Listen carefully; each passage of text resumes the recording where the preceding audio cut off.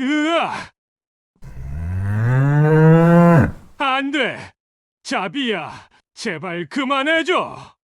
원각 스님의 절규가 법당 안에 울려 퍼졌습니다.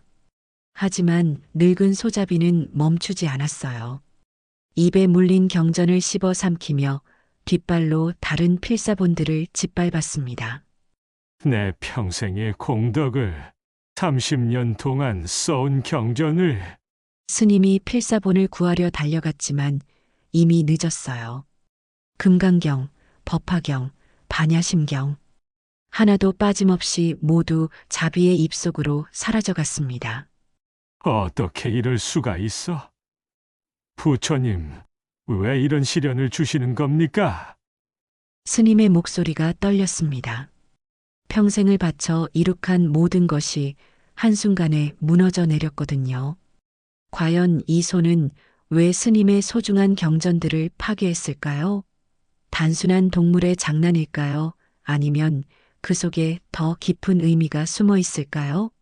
문자에 매달린 스님과 그를 일깨우려는 소의 놀라운 이야기가 지금 시작됩니다. 새벽 첫 종소리가 울려 퍼지는 시간, 대웅전 법당에는 이미 한 스님이 앉아 있었습니다. 원각 스님이죠. 30년 동안 한결같이 이 자리에서 붓을 들고 있는 분이었습니다. 촛불 하나만이 어둠 속에서 흔들리고 있었는데 그 불빛 아래 펼쳐진 건 하얀 종이와 먹물, 가리고 정성스럽게 정리된 붓들이었어요. 원각 스님은 붓을 들어 올렸습니다. 첫 획을 긋기 전에 항상 하는 의식이 있었어요. 눈을 감고 마음을 가다듬는 시간이었죠. 오늘도 부처님의 말씀을 정성껏 베껴 써야지. 이런 마음으로 하루를 시작하셨습니다. 스님에게 필사는 단순한 글씨 쓰기가 아니었어요. 그건 부처님께 다가가는 가장 확실한 길이었죠. 나무 아미탑을 관세음보살이라는 글자 하나하나가 정갈하게 종이 위에 새겨졌습니다. 스님의 손은 전혀 떨리지 않았어요. 30년 동안 매일 반복해온 동작이었거든요. 하지만 단순한 반복이 아니었습니다. 매 순간이 새로운 정진이었고 매 글자가 새로운 기도였어요. 법당 안은 고요했습니다. 스님의 숨소리와 붓이 종이에 스치는 소리만이 들렸어요. 가끔 바깥에서 들려오는 새벽바람 소리나 나뭇잎 흔들리는 소리조차 스님에게는 방해가 되지 않았습니다. 오히려 더 깊은 집중으로 이끌어주는 자연의 연불 같았어요. 스님은 생각했습니다. 부처님의 말씀을 이렇게 정성껏 베껴 쓰는 것만큼 훌륭한 수행이 또 있을까? 경전을 읽는 것도 좋고 참선을 하는 것도 좋지만 직접 손으로 부처님의 가르침을 하나하나 새겨나가는 이 순간이야말로 가장 거룩한 시간이라고 믿고 계셨어요. 아침이 밝아오기 시작했습니다. 법당 창문을 통해 은은한 햇살이 스며들어 왔어요. 그 빛이 스님의 필사본들을 비춰주었습니다. 법당 한쪽 벽면에는 30년 동안 써온 경전들이 가지런히 쌓여 있었어요. 수백 권이 되는 그 책들은 스님의 평생 공덕이자 자랑이었습니다. 법화경, 금강경, 반야심경 하나하나가 완벽한 글씨로 쓰여져 있었어요. 한 글자도 틀린 것이 없고 한 획도 삐뚤어진 것이 없었습니다. 스님은 실수를 용납하지 않으셨거든요. 만약 한 글자라도 잘못 썼다면 처음부터 다시 시작하곤 했어요. 새벽 공양 시간이 다가왔습니다. 스님은 붓을 내려놓고 합장했어요. 오늘도 부처님의 가르침에 한 발짝 더 가까워졌구나. 이런 마음으로 하루를 마무리하셨습니다. 아니, 정확히는 하루의 시작을 마무리하신 거죠. 왜냐하면 스님에게는 새벽 필사가 하루의 가장 중요한 시간이었거든요. 어서 오세요, 자비야. 원각 스님이 법당 문 앞에 서 있는 소를 보며 말했습니다. 자비는 이 절에서 기르는 늙은 소였어요. 나이가 20살 정도 되었을까요?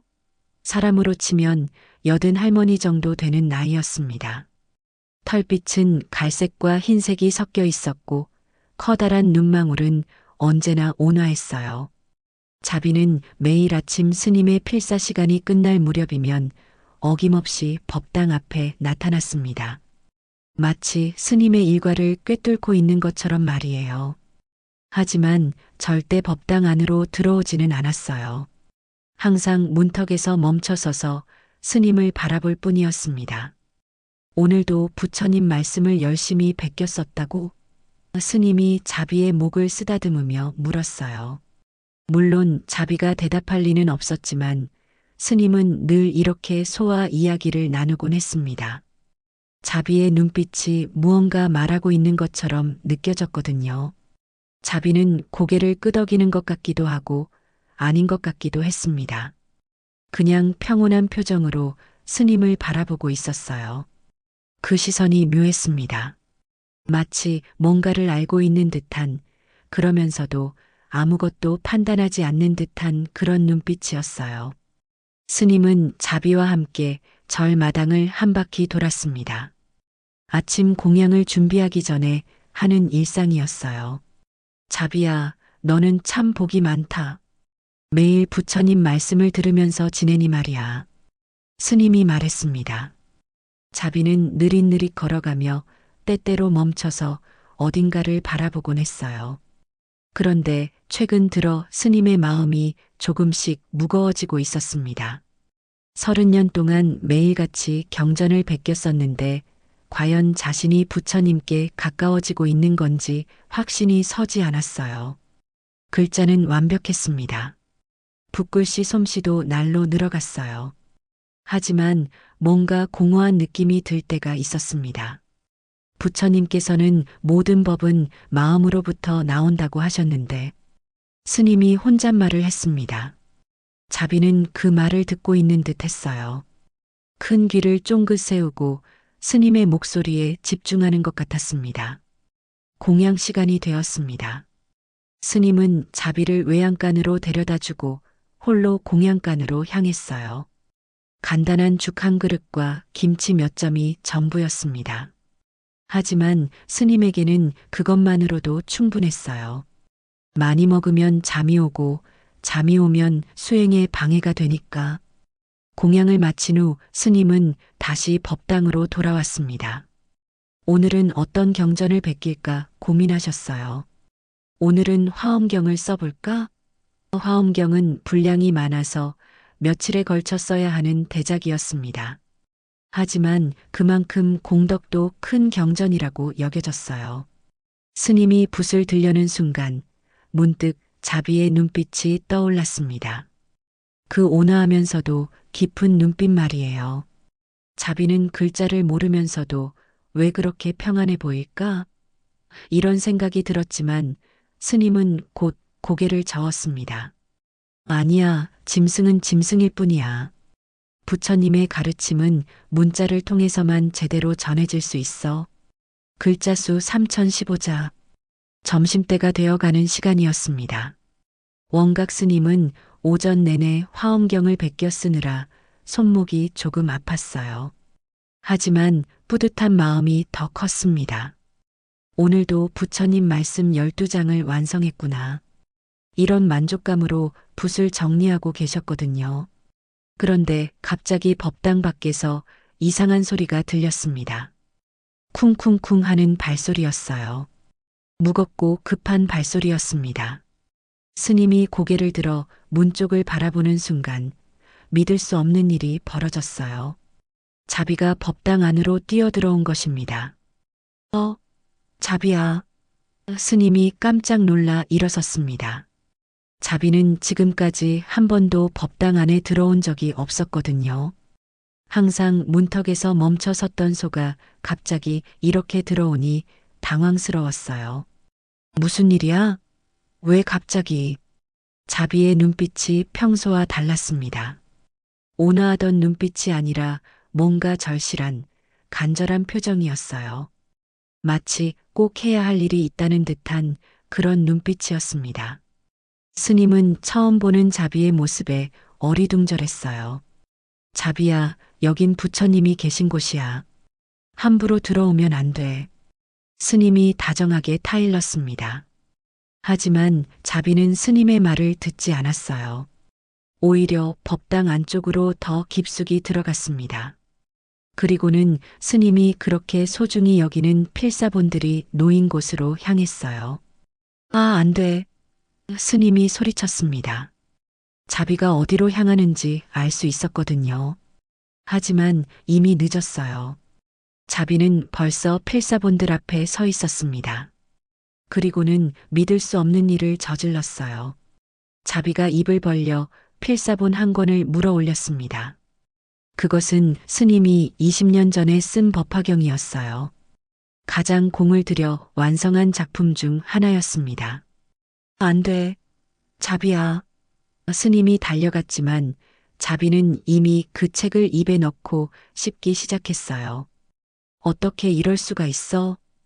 스님의 목소리가 떨렸습니다. 30년 동안 한 번도 경험해보지 못한 상황이었어요. 스님에게는 그 필사본들이 생명과도 같은 것이었거든요. 그런데 지금 자비가 그것을 먹어치우고 있다니요. 자비는 멈추지 않았습니다. 첫 번째 책을 다 씹어 삼킨 후에는 두 번째 책을 집어들었어요. 이번에는 금강경이었습니다. 스님이 가장 아끼던 필사본 중 하나였어요. 제발 그만해줘. 스님이 울먹이며 애원했지만 자비는 들은 척도 하지 않았습니다. 그뿐만 아니었습니다.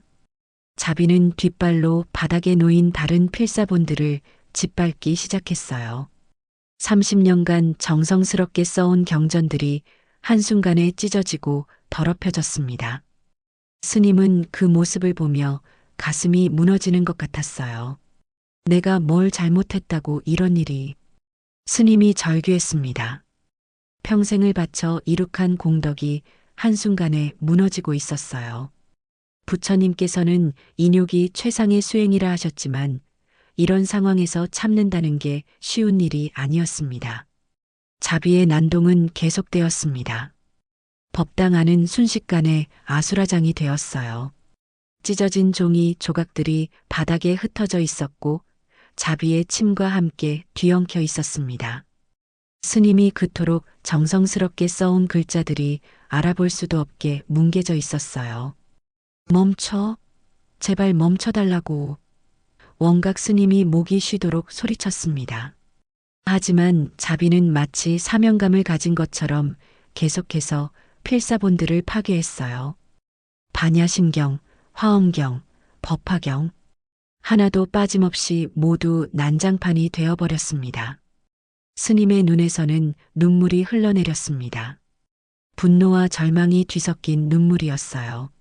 내 평생의 공덕을, 내가 부처님께 바친 모든 것을. 스님은 바닥에 주저앉고 말았습니다. 다리에 힘이 빠져서 더 이상 서 있을 수가 없었어요. 자비는 여전히 멈추지 않았습니다. 마지막 남은 필사본까지 모두 짓밟고 씹어 삼켰어요. 그러고 나서야 비로소 동작을 멈췄습니다. 법당 안은 완전히 폐허가 되어 있었어요. 30년 동안 쌓아온 모든 것이 한순간에 사라져버린 거죠. 너를 죽여버리고 싶다. 스님이 자비를 향해 소리쳤습니다. 평생 살생을 하지 않겠다고 맹세했던 스님이었지만 이 순간만큼은 정말로 자비를 해치고 싶은 마음이 들었어요. 그만큼 분노가 극에 달했던 겁니다. 자비는 스님의 분노 어린 시선을 받으며 가만히 서 있었습니다. 눈빛은 여전히 온화했어요. 방금 전까지 그토록 격렬하게 필사본들을 파괴했던 소가 맞나 싶을 정도로 평온해 보였습니다. 마치 아무 일도 없었다는 듯이 말이에요. 나가, 당장 나가라. 스님이 떨리는 손으로 자비를 가리켰습니다. 자비는 잠시 스님을 바라보더니 천천히 법당을 나갔어요. 여전히 느릿느릿한 걸음으로 마치 평소처럼 말입니다. 그 모습이 스님에게는 더욱 화가 났어요. 자비가 나간 후 법당에는 정막만이 흘렀습니다. 스님은 혼자 남아서 처참한 현장을 바라봤어요.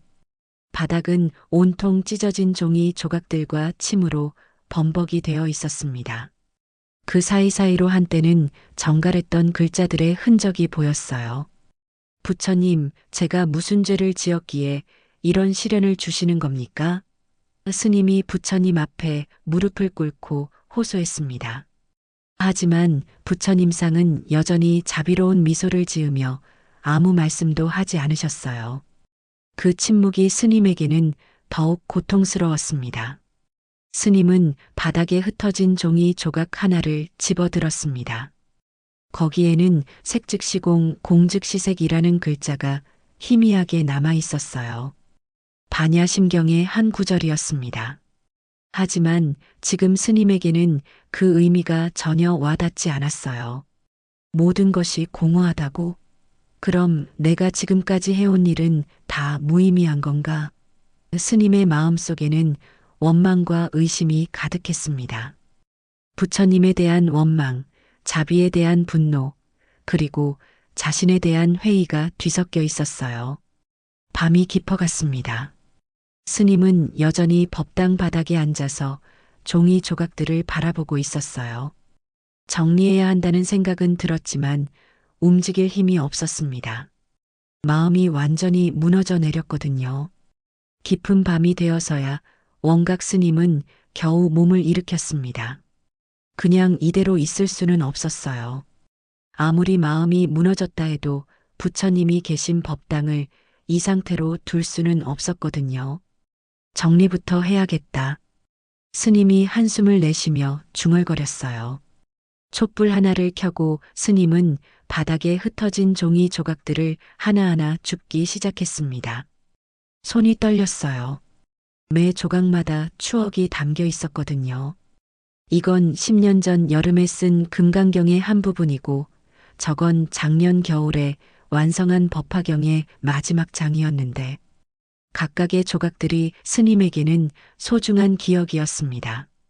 어떤 조각은 자비의 침에 젖어서 글자가 번져 있었어요. 어떤 것은 발굽에 밟혀서 구겨져 있었고요. 스님의 가슴이 다시 아파왔습니다.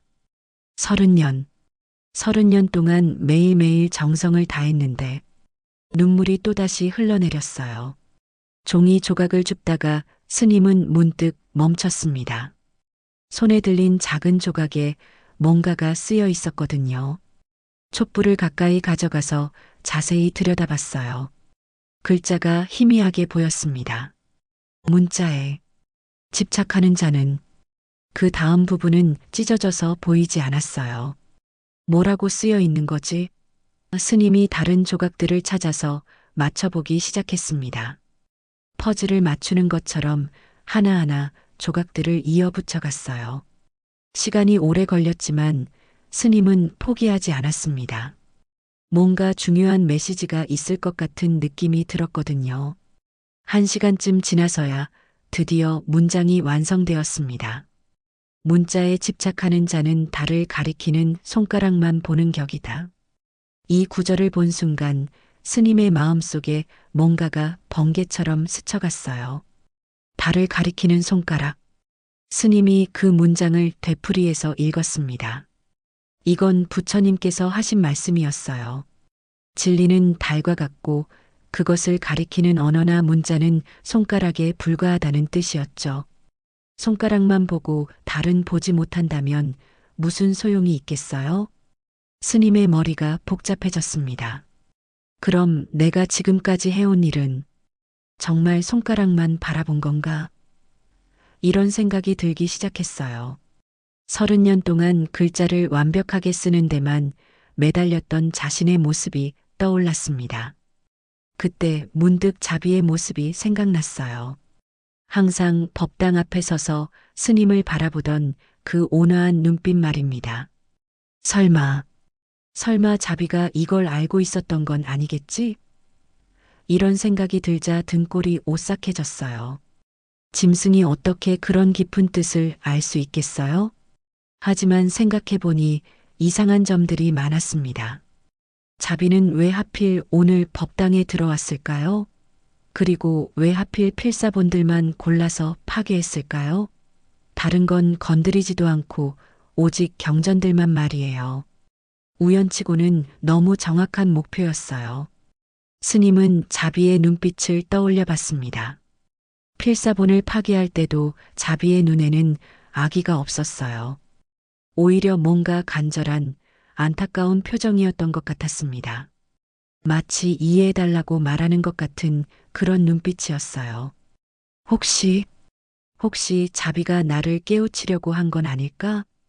이런 생각이 드는 순간 스님의 온몸에 전율이 흘렀습니다. 부처님께서는 중생을 제도하기 위해서는 때로 거친 방법도 필요하다고 말씀하시지 않았던가요? 원각 스님은 밤새도록 잠을 이루지 못했습니다. 문자에 집착하는 자는 달을 가리키는 손가락만 보는 격이다라는 구절이 머릿속에서 맴돌았거든요. 그 말의 의미가 점점 명확해지고 있었어요. 스님은 정말로 손가락만 보고 달은 보지 못했던 걸까요? 새벽이 되자 스님은 다시 법당으로 향했습니다. 어제와는 다른 마음으로 말이에요. 바닥에는 여전히 종이 조각들이 흩어져 있었지만 이제 그것들이 예전과 다르게 보였어요. 이 모든 글자들, 혹시 내가 만든 감옥이었던 건 아닐까? 스님은 바닥에 앉아서 생각에 잠겼습니다.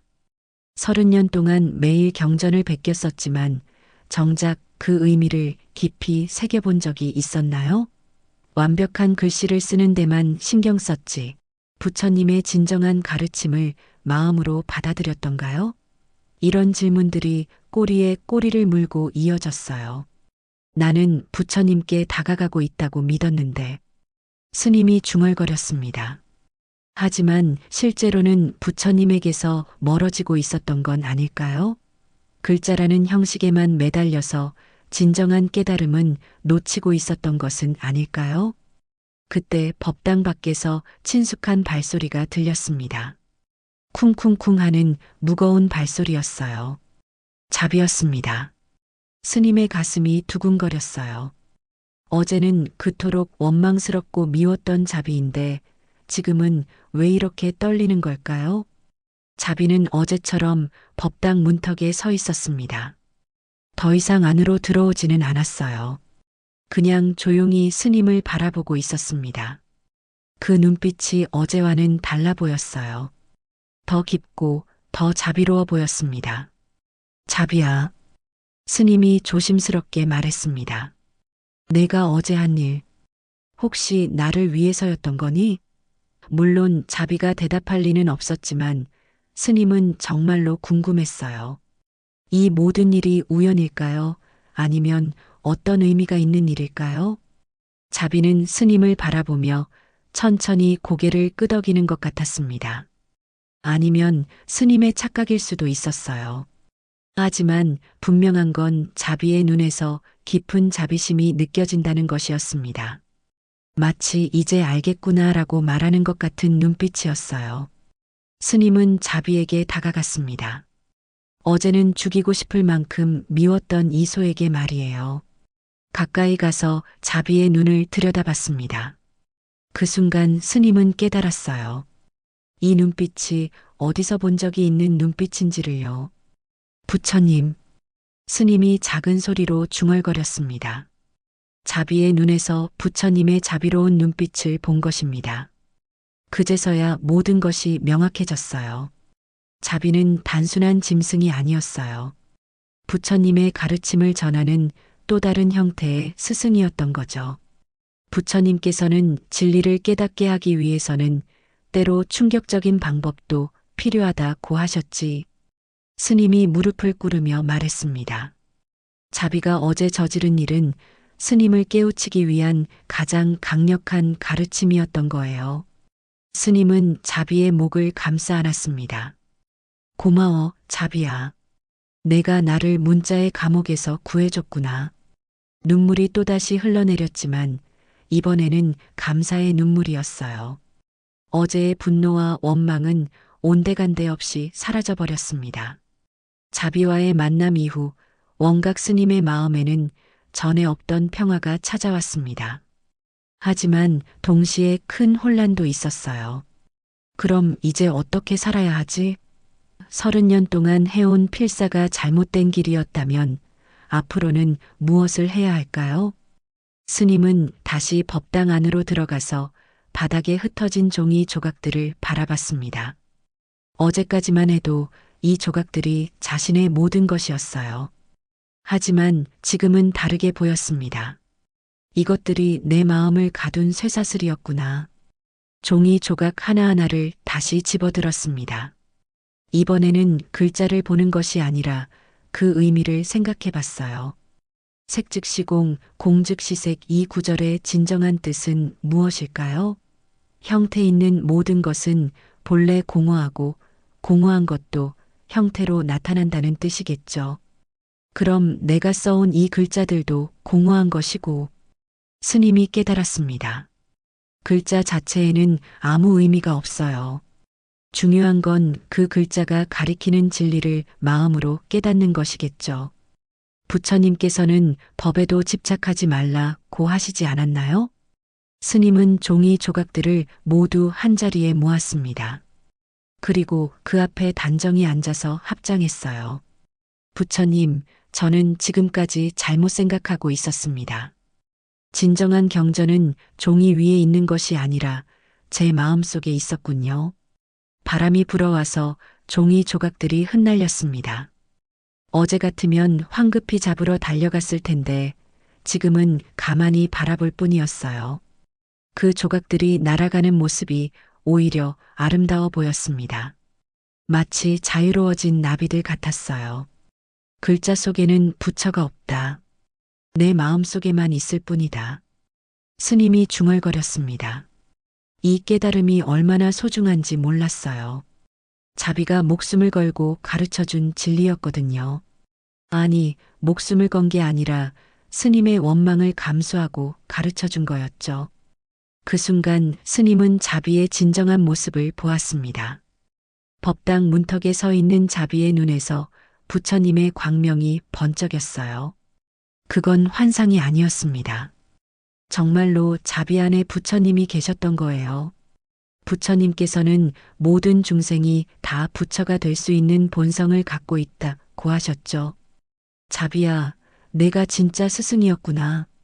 스님이 자비를 향해 깊이 절을 올렸습니다. 자비는 여전히 온화한 눈빛으로 스님을 바라보고 있었어요. 마치 이제야 깨달았구나 하는 표정이었습니다. 스님의 마음 속에서 무언가가 확 트이는 느낌이 들었어요. 마치 막혔던 물길이 갑자기 뚫린 것처럼 시원했습니다. 이게 해탈의 느낌인가? 부처님께서 말씀하신 자유로운 마음이 바로 이런 것일까요? 종이 조각들은 계속 바람에 날려갔습니다. 스님은 그것을 막으려 하지 않았어요. 오히려 고마운 마음이 들었습니다. 이제야 진짜 자유로워졌구나. 30년 동안 자신을 올감했던 모든 집착이 바람과 함께 사라지고 있었어요. 해가 저물어 갔습니다. 스님은 자비와 함께 절마당을 한 바퀴 돌았어요. 어제와는 완전히 다른 마음으로 말이죠. 모든 것이 새롭게 보였습니다. 나뭇잎 하나하나, 돌멩이 하나하나가 다 부처님의 가르침이었어요. 밤이 깊어갔습니다. 원각 스님은 법당에서 자비와 함께 앉아 있었어요. 더 이상 자비가 법당에 들어오는 것을 막지 않았습니다. 부처님이 계신 곳이라면 자비도 당연히 있을 수 있는 거였죠. 아니, 자비야말로 진정한 부처님의 모습이었으니까요. 스님은 바닥에 남은 종이 조각 몇 개를 손에 들고 있었습니다. 완전히 버리지는 않았어요. 하지만 이제 그 조각들의 의미가 완전히 달라졌습니다. 글자 자체가 아니라 그것이 전하는 부처님의 마음을 보게 되었거든요. 부처님께서는 마음이 곧 부처다라고 하셨지. 스님이 자비를 쓰다듬으며 말했어요. 자비는 눈을 지그시 감고 스님의 손길을 받고 있었습니다. 그 모습이 정말 평화로워 보였어요. 스님의 마음 속에는 이제 원망이나 분노가 전혀 없었습니다. 대신 깊은 감사의 마음이 가득했어요. 자비가 없었다면 영원히 문자의 감옥에 갇혀 살았을지도 모르거든요. 고마워, 정말 고마워. 스님이 자비의 귀에 속삭였습니다. 그때 갑자기 자비가 입을 열었습니다. 그리고 종이 조각 몇 개를 뱉어냈어요. 어제 씹어 삼켰던 경전의 일부였습니다. 스님이 그 조각들을 집어들고 보니 거기에는 불림문자 교회별전이라는 글자가 쓰여 있었어요. 글자에 의존하지 않고 가르침 밖에서 따로 전한다. 스님이 그 구절을 읽으며 미소 지었습니다. 정말 적절한 메시지였어요. 부처님의 진정한 가르침은 글자가 아니라 마음에서 마음으로 전해지는 것이었으니까요. 자비가 스님을 바라보며 천천히 고개를 끄덕였습니다. 마치 이제 정말 알았구나 하는 표정이었어요. 스님도 자비를 바라보며 고개를 끄덕였습니다. 둘 사이에는 말이 필요 없었어요. 마음과 마음이 통하고 있었거든요. 앞으로는 어떻게 살아야 할까? 스님이 혼잣말을 했습니다. 30년간 해온 필사를 이제 그만둬야 하는 걸까요? 아니면 다른 방식으로 해야 하는 걸까요? 이런 고민이 들었어요. 하지만 곧 답을 찾았습니다. 필사 자체가 잘못된 건 아니에요. 다만 그것에만 매달리는 게 문제였던 거죠. 이제부터는 글자를 쓰면서도 마음으로 부처님을 찾을 수 있을 것 같았어요. 형식과 내용이 조화를 이룬 진정한 수행이 가능할 것 같았습니다. 자비는 스님 곁에서 편안하게 누워 있었습니다. 숨소리가 고르고 평온했어요. 스님도 그 옆에 가만히 앉아서 마음을 비웠습니다. 텅 빈 마음, 아무 집착도 없는 마음 말이에요. 그제야 진정한 부처님의 마음을 느낄 수 있었습니다. 새벽이 밝아왔습니다. 첫 종소리가 울려 퍼졌어요. 스님은 자비와 함께 일어났습니다. 오늘부터 새로운 하루가 시작되는 거였죠. 글자에 얽매이지 않는 진정 자유로운 마음으로 살아가는 새로운 인생이었어요.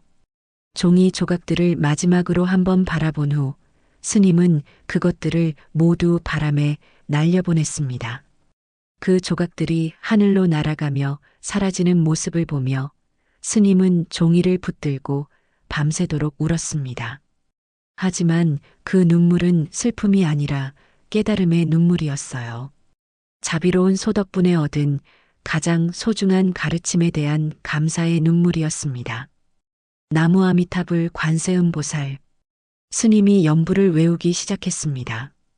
하지만 이제 그 연불은 입으로만 하는 것이 아니었어요. 마음 전체로 온 존재로 하는 진정한 기도였습니다.